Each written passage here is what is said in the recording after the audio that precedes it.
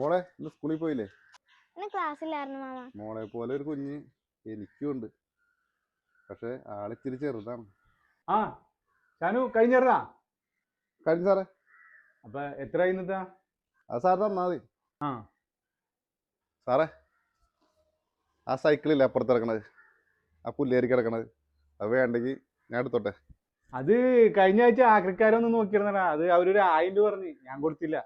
നീ ഒരു കാര്യം ചെയ്യ്, ഒരു 1500 വന്നിട്ട് എടുത്തോണ്ട് പോയിക്കോ.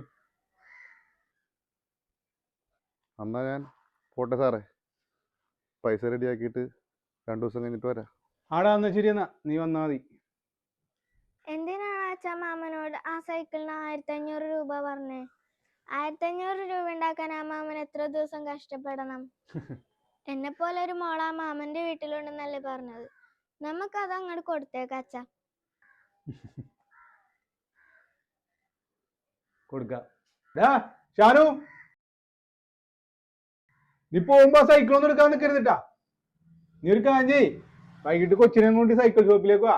ഓണമൊക്കെ അല്ലേ, നമുക്ക് പുതിയ ഒരെണ്ണം എടുത്തളയാ.